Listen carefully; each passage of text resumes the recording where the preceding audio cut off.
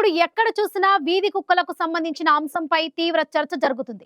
వీధి కుక్కల దాడుల్లో ఇప్పటికే దేశవ్యాప్తంగా పలువురు ప్రాణాలు కోల్పోయారు. ఇక ఎంతో మంది కుక్క కాట్లకు బలవుతున్న ఘటనలు నిత్యం వెలుగులోకి వస్తున్నాయి. కొందరు వీధి కుక్కలను షెల్టర్లకు తరలించాలని డిమాండ్ చేస్తుంటే మరికొందరు మాత్రం వీధి కుక్కలను బంధించకూడదనే వాదనలు వినిపిస్తున్నారు. ఇటీవల వీధి కుక్కల అంశాన్ని తీవ్రంగా పరిగణించిన సుప్రీంకోర్టు తొలుత ఇచ్చిన ఆదేశాలను సైతం సవరించాల్సి వచ్చింది. ఈ నేపథ్యంలో వీధి కుక్కల వల్ల గతంలో కూడా ముంబైలో పెద్ద ఎత్తున అల్లర్లు జరిగిన ఘటనను గుర్తు చేసుకోవాల్సిన పరిస్థితి ఏర్పడింది.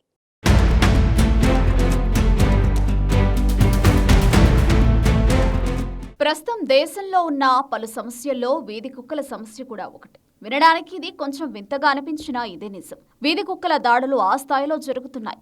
ఢిల్లీ, ఎన్సీఆర్ ప్రాంతంలో ఉన్న వీధి కుక్కల సమస్యను తీవ్రంగా పరిగణించిన సుప్రీంకోర్టు ఇటీవల పలు ఆదేశాలు జారీ చేసింది.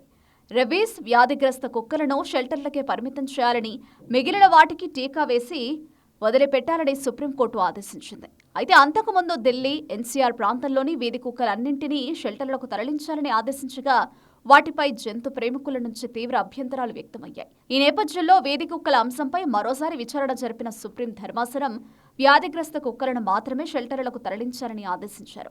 వీధి కుక్కల విషయంలో సుప్రీంకోర్టుకే సంకట పరిస్థితి ఏర్పడిందని, ఈ అంశంపై ఏ స్థాయిలో అభ్యంతరాలు వ్యక్తమయ్యాయో అర్థం చేసుకోవచ్చు. ప్రస్తుతం వీధి కుక్కలను వ్యతిరేకించే పౌరులు, జంతు ప్రేమికుల మధ్య సోషల్ మీడియా వేదికగా ఓ పెద్ద చర్చ నడుస్తోంది. వీధి కుక్కలను షెల్టర్లలో బంధించాలనే ఆలోచన సరికాదని జంతు ప్రేమికులు అంటుండగా, కుక్క కాటు ఘటనలు తగ్గాలంటే వీధి కుక్కలను షెల్టర్లలో పెట్టడం తప్ప మరో మార్గం లేదని పలువురు వాదిస్తున్నారు. వీధి కుక్కల అంశంపై ఎవరి అభిప్రాయాలను వారు వ్యక్తం చేస్తున్నారు. అయితే వీధి కుక్కల అంశం వల్ల ఒకప్పుడు ముంబైలో అల్లర్లు జరిగాయి. అత్యంత శాంతియుత మతవర్గంగా పేరొందిన పార్సీలు కూడా ఆనాడు వీధుల్లోకొచ్చారు. దేశ వాణిజ్య రాజధాని ముంబైలో చెలరేగిన బాంబే డాగ్ అల్లర్లు అప్పట్లో తీవ్ర చర్చనీయాంశంగా మారాయి.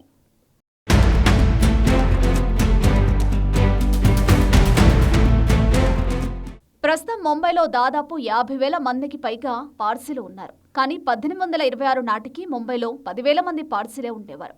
పార్సీల జనాభా తక్కువే అయినప్పటికీ వారు చాలా సంపన్నులు. ముంబైలోని పెద్ద పెద్ద వ్యాపారాలు, పరిశ్రమలన్నీ పార్సీ కుటుంబాలకు చెందినవే. అందుకే ఆనాటి బ్రిటిష్ పాలకులు చాలా విషయాల కోసం పార్సీ వ్యాపారులు, పారిశ్రామికవేత్తలపై ఆధారపడేవారు. ఇందుకు ప్రతిగా వారికి వ్యాపారాల్లో అనేక ప్రోత్సాహకాలు, రాయితీలను అందించారు. ఈ కారణం వల్లే ముంబైలోని అత్యంత ప్రభావవంతమైన మతవర్గంగా పార్సీ సమాజం ఎదిగింది. పార్సీ మతంలో కుక్కలకు విశిష్ట స్థానం ఉంది. ఆ మత గ్రంథాల్లోనూ దీనిపై స్పష్టమైన ప్రస్తావనలున్నాయి. కుక్కలను పవిత్రమైనవిగా పార్సీలు భావిస్తారు.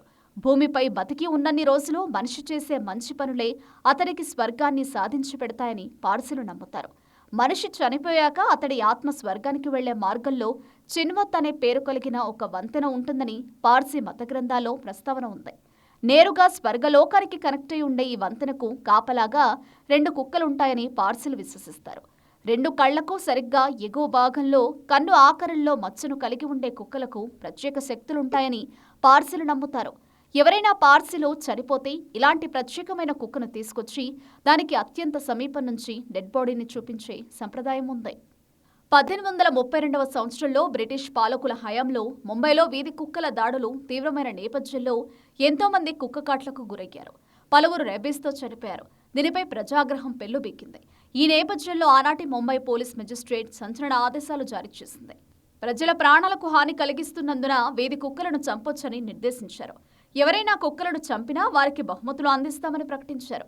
దీనికి సంబంధించిన చట్టం అమల్లోకి వచ్చాక ముంబైలోని ప్రజానికం ఎక్కడ పడితే అక్కడ వీధి కుక్కలను చంపడం మొదలుపెట్టింది. కొంతమంది అత్యుత్సాహాన్ని ప్రదర్శించి ఇళ్లలోని పెంపుడు కుక్కలను సైతం రోడ్లపైకి ఈడ్చుకెళ్లి చంపారు. ఇలాంటి అరాచక ఘటనలను చూసి ముంబైలోని పార్సీ వర్గీయులు చలించిపోయారు. తమ మతంలో విశిష్ట స్థానాన్ని కలిగిన కుక్కలను చంపడాన్ని పార్సీలు తప్పుపట్టారు. చివరకు పెంపుడు కుక్కలను చంపడాన్ని పార్సీలు తీవ్రంగా ఖండించారు.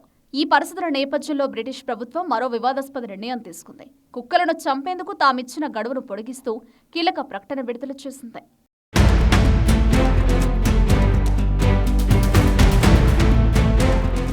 ముంబైలో వీధి కుక్కలను చంపేందుకు బ్రిటిష్ ప్రభుత్వం గడువు పొడిగించిన సమయంలోనే పార్సీ మతస్థుల పండుగ ఒకటొచ్చింది. తమ పండుగ జరుగుతుండగా మతపరంగా పవిత్రమైనవిగా భావించే కుక్కల హత్యలు జరుగుతుండడాన్ని చూసి పార్సీలకు ఓపిక నశించింది. 1832 జూన్ 6న పార్సీ వర్గీయులకు చెందిన ఒక వర్గం రంగంలోకి దిగింది. కుక్కలను చంపుతున్న ఓ వర్గాన్ని పార్సీ వర్గం వారు అడ్డుకున్నారు.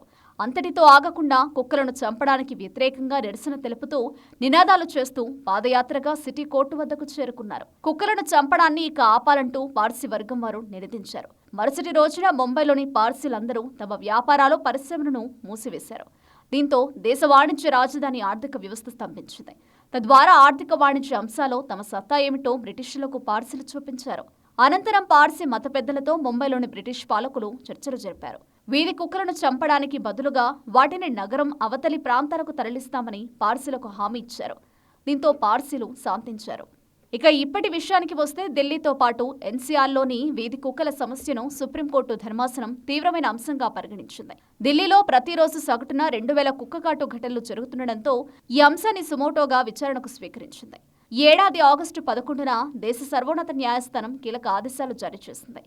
ఢిల్లీ ఎన్సీఆర్ పరిధిలోని పట్టణాల్లో ఉన్న వీధి కుక్కలను పట్టుకుని 8 వారాల్లోగా ప్రతి పట్టణ పరిధిలో 5000 కుక్కల కోసం శాశ్వత షెల్టర్లను ఏర్పాటు చేయాలని నిర్దేశించింది. దీన్ని ఎవరైనా వ్యతిరేకిస్తే కోర్టు ధిక్కార కేసు నమోదు చేస్తామని సుప్రీంకోర్టు హెచ్చరించింది.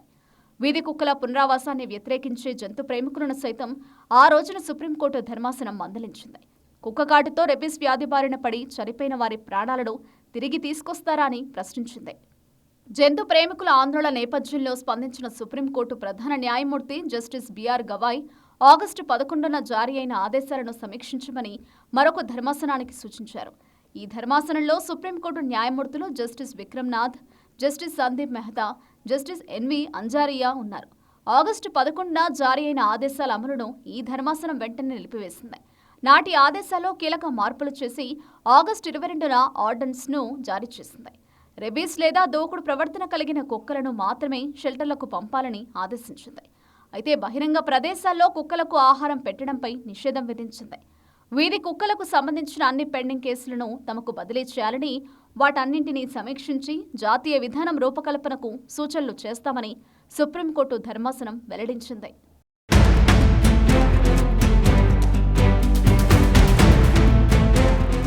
వీధి కుక్కల దాడుల వల్ల రెబీస్ బారిన పడి ఎంతో మంది ప్రాణాలు కోల్పోతున్న జంతు ప్రేమికులు మాత్రం వీధి కుక్కలను బంధించకూడదని వాదిస్తున్నారు. మరోవైపు వీధి కుక్కలను షెల్టర్లకు తరలించకపోతే తీవ్ర సమస్యలు తప్పవని మరికొందరు వాదిస్తున్నారు. దేశవ్యాప్తంగా ఉన్న వీధి కుక్కల సమస్యకు ఎప్పటి వరకు పరిష్కారం లభిస్తుందనేది చూడాలి.